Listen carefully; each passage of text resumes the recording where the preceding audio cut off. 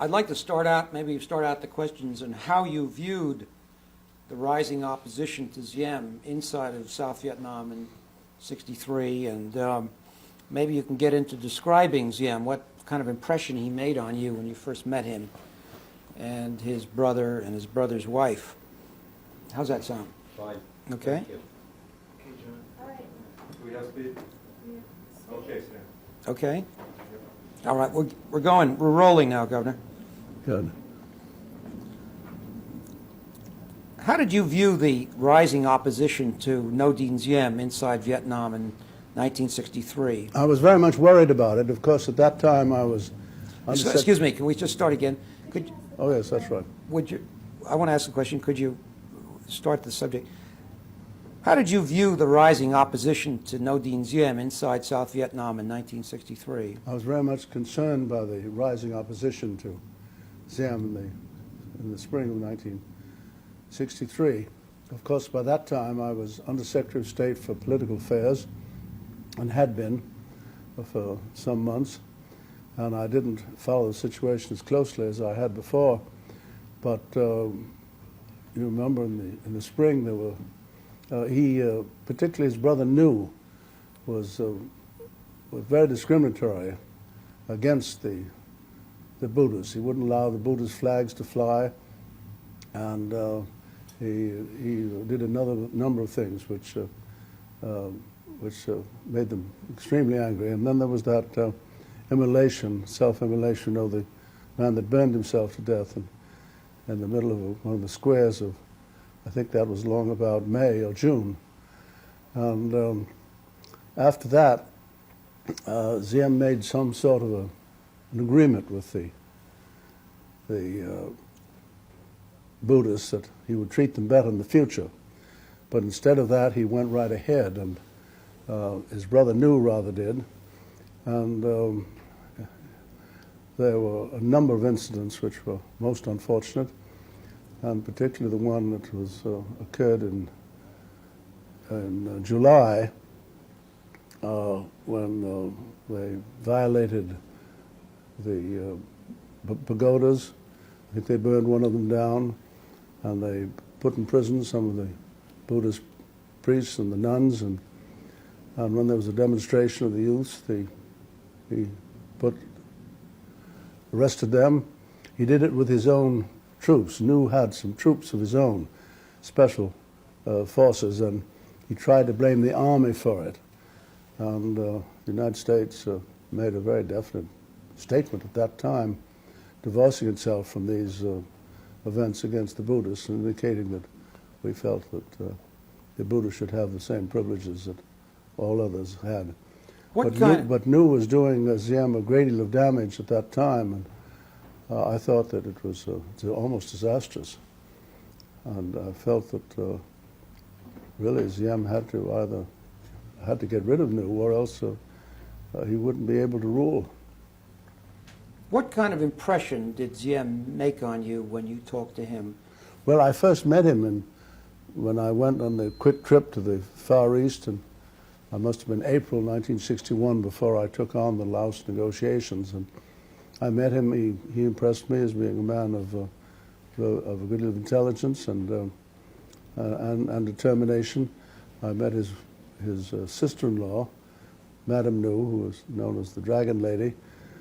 She was a very charming lady at the time. I didn't meet New, and I think that was before the influence of New was felt as seriously as it was later on. I don't recall it in any event.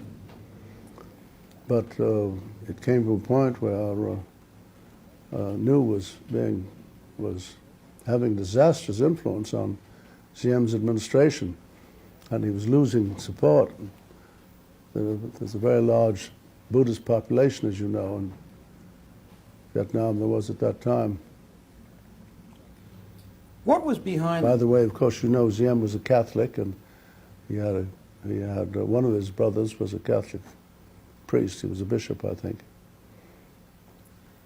What was behind the decision to appoint Henry Cabot Lodge as ambassador to Saigon?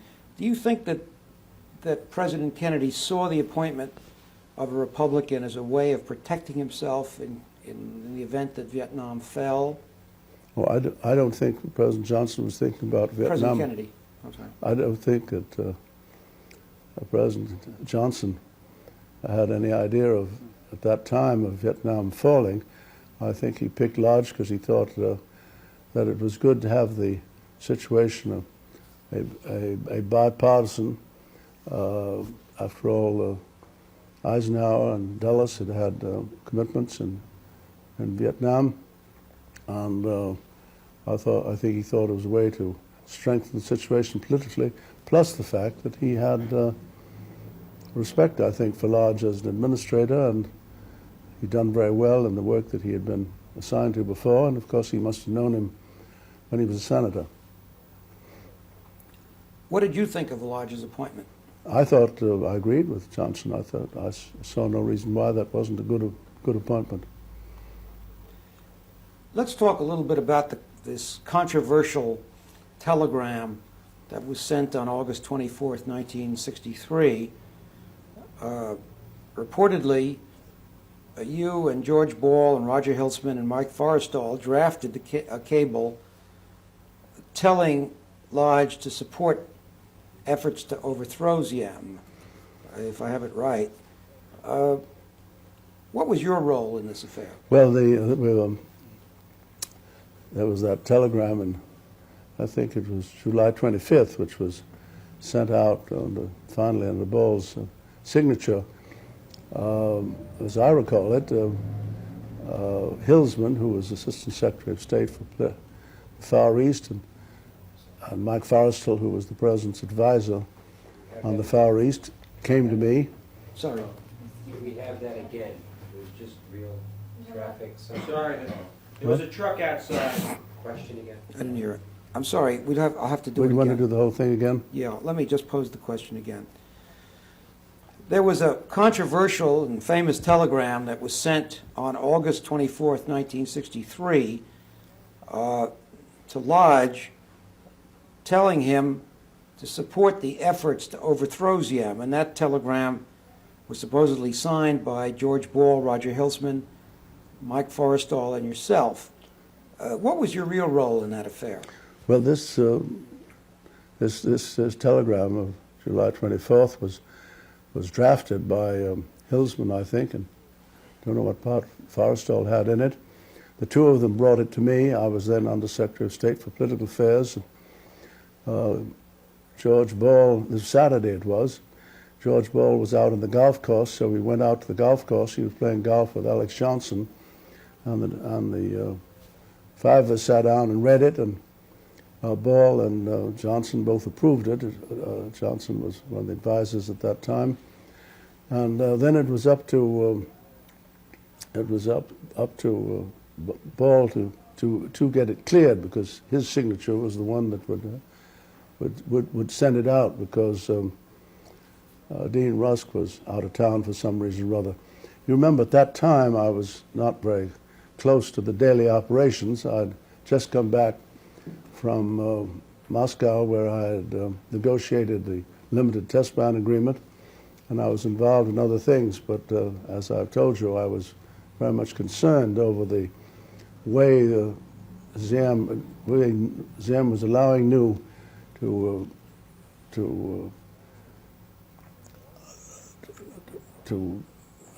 get all of the Buddhist population against him, and it was very serious. Now, this telegram, as I recall, it gave a larger choice of talking to, not a choice, but a line of action. He first was to talk to Diem about removing New, and nobody, I think, had any objection to New if Diem wanted to get rid of Diem if New was eliminated and his wife was eliminated. His wife had been playing a very bad role in prejudicing a great many people by her behavior. I'm sorry, but I think if you use the word eliminated there, it's going to have a very wrong connotation. Oh yes, we better stop the word eliminated. All right, let's just do it. Do it Let again. me start it again, may I? Stop on the track. Yeah, forget this and say that There's a- With a siren in your people talking on the phone. All right, so let's just stop. Okay, stop. We'll start the whole thing again. Yes. This telegram. Just a second.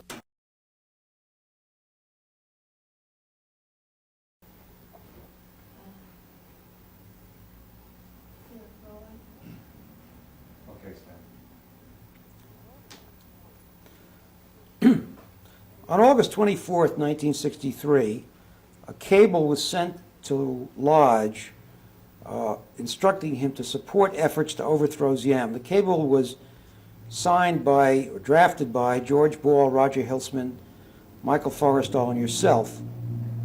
What was your real role in this affair?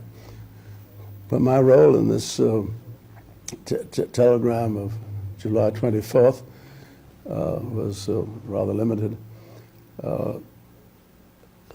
It was drafted by Hilsman, and I think in the first instance, Forrestal may have had something to do with it. They brought it to me on the Saturday afternoon, and we tried to find George Ball because Dean Rusk was out of town.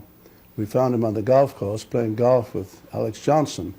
They both read it and both approved it, and then it was up to George Ball to get it cleared. I dropped out of the situation. The telegram was not quite what you indicated was. It was instructions not instructions, but suggestion to him that he should talk to Diem about getting rid of his brother Nu. His brother Nu was antagonizing the Buddhist population. He had been responsible for violating the pagodas and arresting the nuns and the priests, and in other ways discriminating against them. And it was a crisis situation that was getting worse and worse, and we had come out in public opposition to what had been done in a message that had been made public the day before, and it included the statement that the Army had nothing to do with it. It was Nu's own personal. He had a personal bunch of operators, that special forces, I think, called it. And if he did not agree to point out, if he didn't agree to, knew that he would lose the whole support of the very large section of the Vietnamese people. And then Lodge was saying if he did refuse, why, he should talk to the military and see how they felt about it, and see whether they would want to undertake to organize a coup. We were to stay out of it entirely, but it would only be if they were ready, prepared to do it. Now, nobody at that time I know of wanted to see Diem moved out of the situation. It was Nu that they wanted, Nu and his wife, Madame Nu, that they felt people felt were a damaging situation. Now, George Ball reports that he called up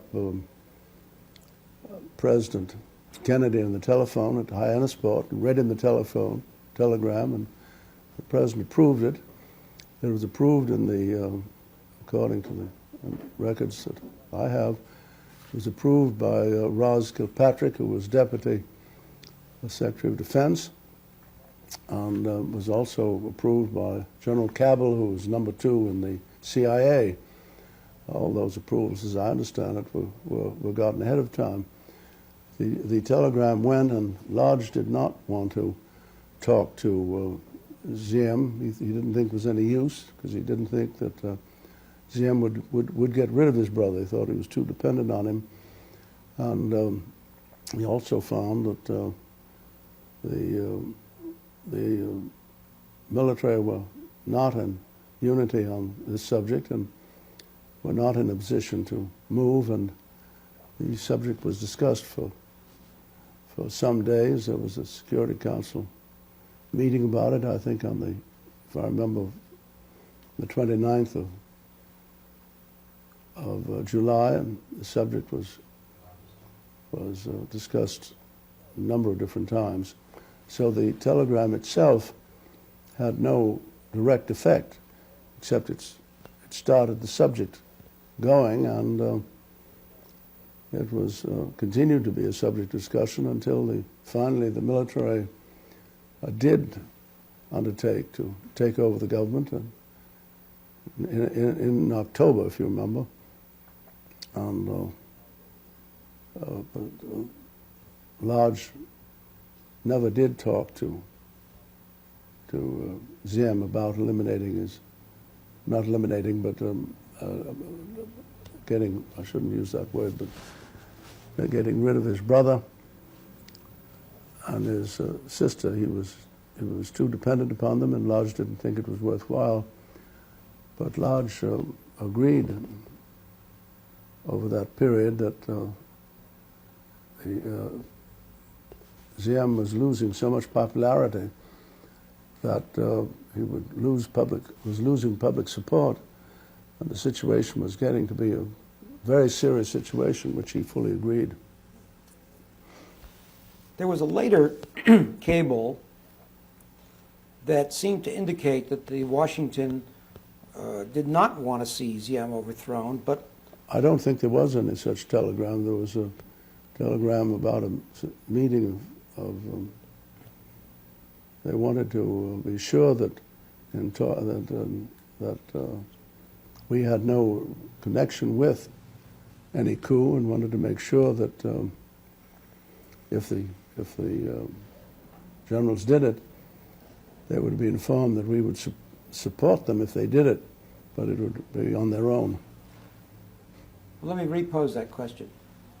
To what extent during that period was Lodge operating on his own in Saigon, or was he very tightly controlled? Well, I wouldn't know that. I wasn't there, and I wasn't in daily contact with it. I have no idea. I think Lodge generally carried out instructions, except he refused to talk to Diem about his brother. He thought if he did that, he would just create a lot of difficulty and achieve nothing. It's been But he did have a man, as I remember it, Conin, who was close to the officers. And he did keep in touch with, through him, with some of the thinking of the officers on it during that period. But I don't recall those details. I was not involved in the day-to-day transactions. It's been suggested that one of the reasons why there was a certain encouragement or support, at least for the opposition to Diem, was that New was secretly contacting Hanoi. Does this strike? That I? No, that New, that Diem's brother New, Yes. was secretly contacting Hanoi. I heard that rumor, but I didn't pay much attention to it because I didn't see any future. These men were working for themselves and had their own future in mind, and there wouldn't have been any future to them in dealing with the North. Oh, I thought that was just a rumor without a foundation. To what extent do you think the United States was responsible for Diem's overthrow and death? Well, the United States certainly did let the generals know that if they did decide that Diem was so damaging to the war effort and the unity of the country, that we would support them. The United States took no direct part in the coup, didn't participate in any shape, form, or manner, but only told them that if they did do it, that they would continue to have American support. Do you think that was? I think that if Diem and New had continued in the way they had it, there would have been some sort of a blow-up.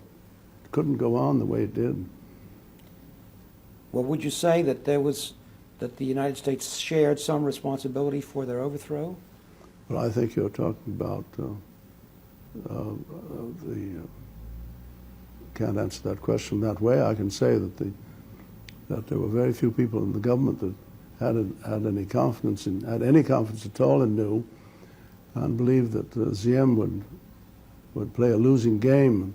The war couldn't be won with with a divided country which was becoming under this under New's influence.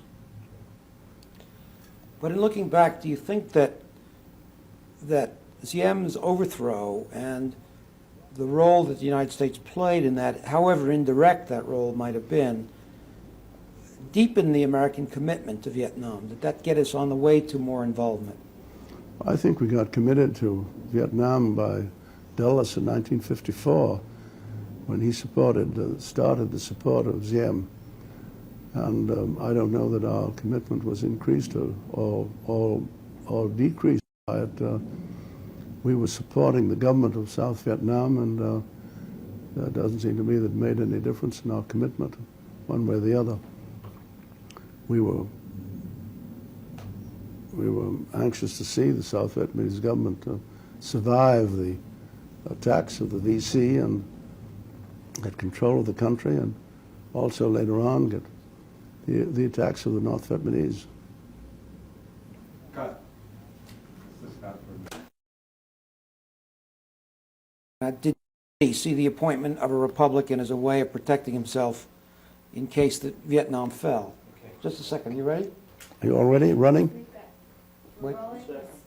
Okay, do it. Just answer it. You don't have to. All right, go ahead. What is you? What was behind the decision to appoint Henry Cabot Lodge as ambassador to Saigon? Did President Kennedy see the appointment of a Republican as a way of protecting himself in case Vietnam fell? Well, I don't know whether he was thinking of Vietnam falling or whether he was thinking of public opinion and supporting what he was doing. I think he wanted to make the Vietnam situation as bipartisan as possible. He believed in bipartisanship in international affairs, and of course he knew Lodge, and he had respect for him. I think he made the appointment because he thought he would do a good job, as well as help politically in getting public support and congressional support. Okay, now I want to take you up to 36. And what is 36? Well, I'll tell you the question. Do you think anything else I can say on that chat about the, except the 20 On the Lodge telegram? thing, no? Yes, I think the telegram was all right, wasn't it? Well, I think there's, I don't know. I don't How do know. you feel I think about it was. I think it was all right.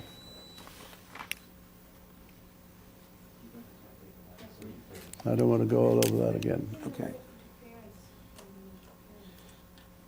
What? Only when No. adjustments are made. When you have adjustments, Let me talk. What are we going to say?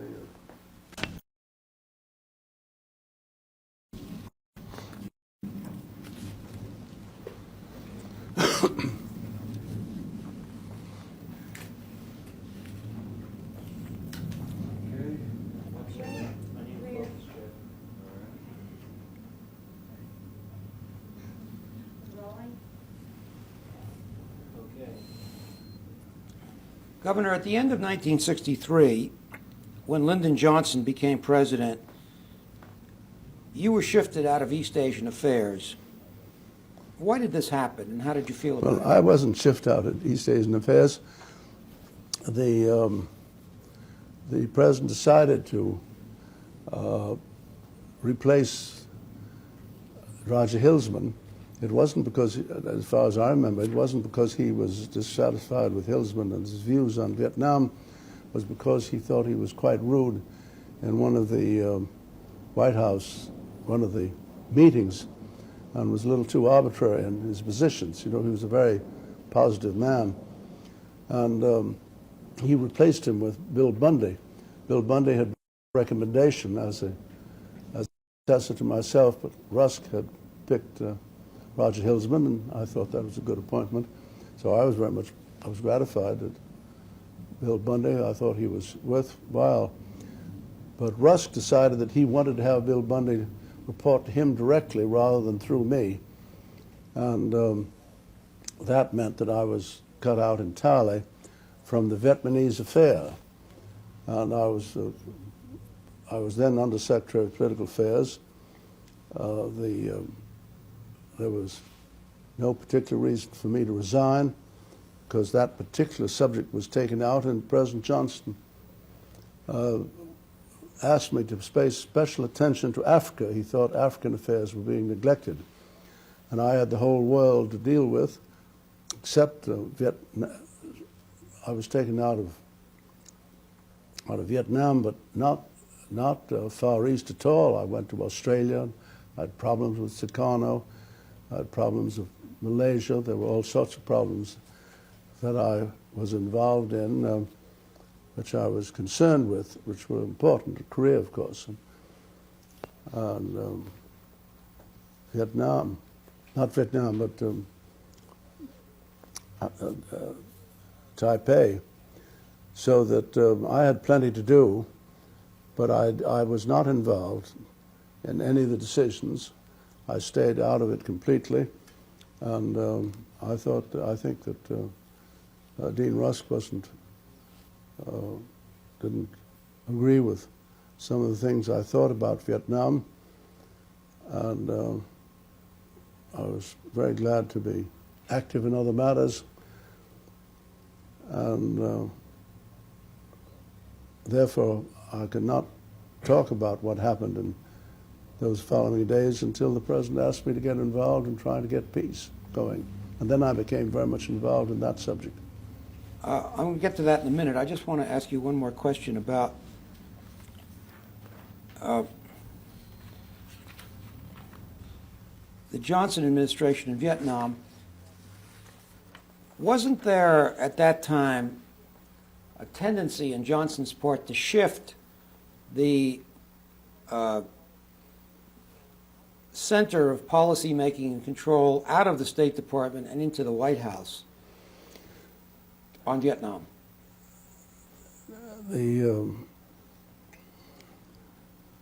I would say that it wasn't taken out of the State Department. Dean Rusk was a very loyal supporter of President Johnson, and he carried out President Johnson's wishes and desires. And I think what is a fairer way to say it was that President Johnson paid much more attention to the details of Vietnam than as time went on. Could you discuss President Johnson as a personality and how his character shaped the management of the war in Vietnam? What did he want in Vietnam? Well, he was not at all concerned about international affairs as compared to his Great Society. His Great Society was the thing that was very close to his heart. I knew Johnson well, and he'd been a young congressman. In fact, he had a job under President Roosevelt in charge of the youth movement before he became a congressman. And there was unfinished business of the New Deal and the Fair Deal, and he wanted to see that carried through. And he had the ability to get legislation which no other president had had because of his experiences as majority leader of the Senate. And he used to talk to me about some of his plans, and he was very proud of the improvement in education, which he'd been a school teacher himself. These things were very close to his heart. And his civil rights legislation. For a Texan, his views on civil rights were extraordinarily liberal. And the Medicare, and he was, which President Truman had been trying to get through Congress unsuccessfully. And he did a very generous thing. He went to Mr. Truman at Independence and had that piece of legislation which Truman had worked for signed in Truman's library. So I can say that his emotions were involved with he'd never had too much experience with international affairs. This thing was forced on him. He was a man of action. He wanted to see it won and wanted to see it. He had some advisors that told him that no president ever lost a war. That was red meat for a Texan. And he was very much annoyed that this situation, I think, interfered with his main interest as president. Well, that would be my size up about it, and he wanted to get the war over as rapidly as possible. Who do you of course, win it. Sorry, would you repeat that? He wanted to get the war over and what? And win it. Now, who were Johnson's closest advisors on Vietnam? Well, I wouldn't know that because I was not around at that time. He had a number of people within the administration, and he had a number of friends on the outside that he used to consult. He used to consult Abe Fortas. He used to consult Clark Clifford, I think. And he had another group who used to come in occasionally, like Dean Acheson and Joe Fowler and others. He would ask them, try to get their advice to see whether they had anything new and ways of dealing with it. And in a way, it was became a weakness because these outsiders really didn't know the details of the war sufficiently to have a judgment. I think it rather confused the situation. Let me just ask you one question. You said earlier that the president wanted to win the war. And you told us earlier that your own view was that you really didn't feel it was a winnable war, if that's correct. Did you feel it was a winnable war? Did you feel the war? Did you feel that the war in Vietnam could be won in those terms? Well, I was out of it. But in your own view. And I'm not, I don't know, in my view was that we should have negotiations as rapidly as possible. I think the reports that came from MACV, which is the military headquarters, and the embassy, were distorted. I used to see the press, and their view was much sounder and much more knowledgeable. I also used to see some of the juniors, some of the majors and colonels who were on the ground, and some of the junior State Department people, and their reports of the way the war was going were quite different from those that came. And I was very much concerned that the war was not going well. But I had no connection with it, and this was one of, as a man concerned with American welfare, that was disturbed by it. I had also been disturbed about it much earlier. You remember, I didn't think we should have supported the French in Indochina. I never felt that Indochina was of the major interest. I thought Ho Chi Minh was a Tito type, was not expanding China's influence, and I never believed in the domino theory. I thought it was a specialized situation, just as, let's perhaps say, as Yugoslavia is in Europe. In the summer of 1965, you went to Moscow to explore with Kosygin the possibility of a Vietnam settlement. Could you describe that meeting and what was the subject? Yes, I went there. I'm not sure just why I was sent, but I think the president did want me to talk with the Russians and see how they felt about it and see whether I could get any suggestions from it. It was a general talk in the beginning, and Mr. Kosygin was very unhappy by certain changes that he felt had occurred between the Kennedy administration and the Johnson administration.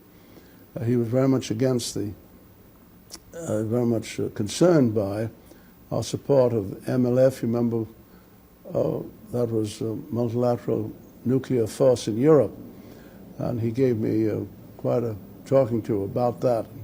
He was against Germany playing a more important role.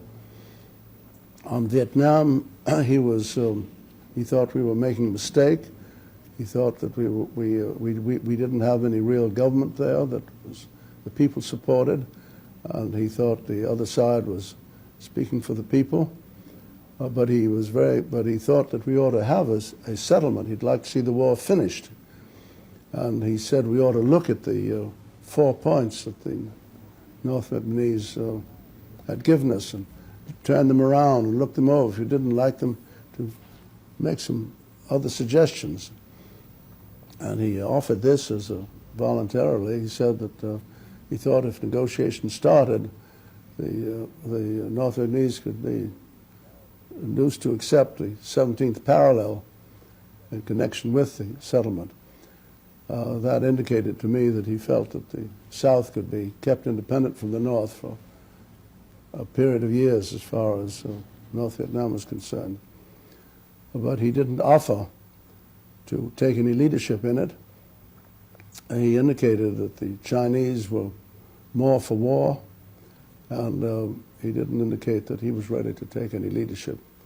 But I found, and when I got involved in the process of trying to get negotiations going, that the Russians were always ready to help, and the Chinese were trying to block that and keep the war going.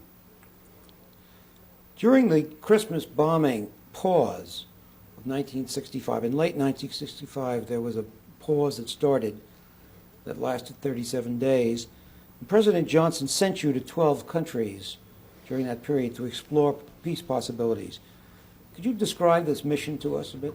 Well, he called me on the telephone and said, Averell, we've got Sorry, you. could you start again? Say, Johnson called me on the telephone. Yes. Johnson called me on the telephone, and he said, Averell, we've got your bag packed. And I said, well, it's always packed. What do you want me to do? And he said, well, I've got Bob McNamara right here, and he's got a plane waiting for you, and I want you to go out. And he explained what he wanted me to do. He wanted to, and he called me back a second time. And in the meantime, Rusk had indicated that he's not sure these trips were good. And he said, don't let Rusk interfere. I want you to go. I want you to handle it the way you did other jobs for me and report directly to me. He said, you went to Chile and you did the job for me there, and you didn't have anything to press about it.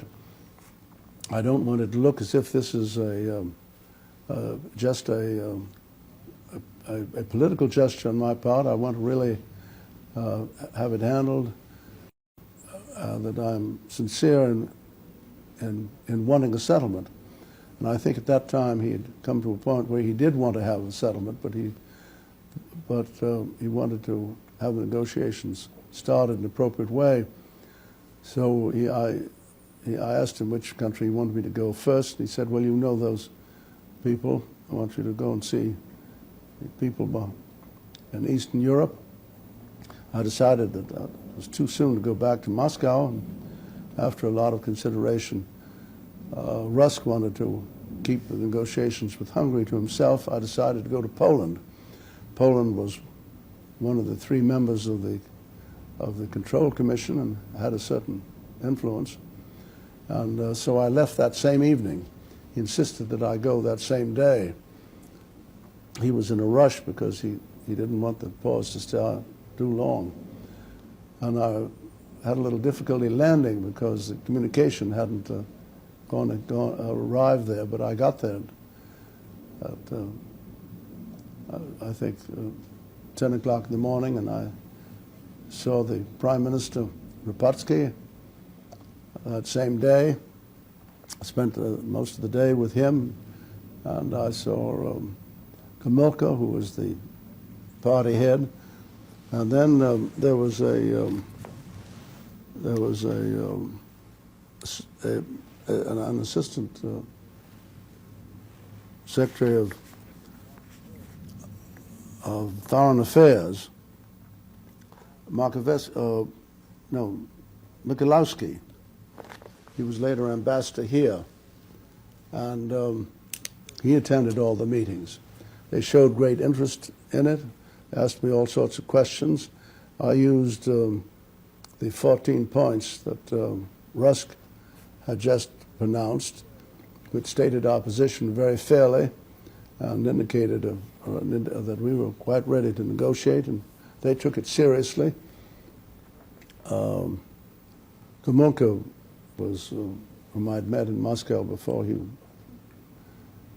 their organization was formed, actually, so I knew him of old. He was quite critical of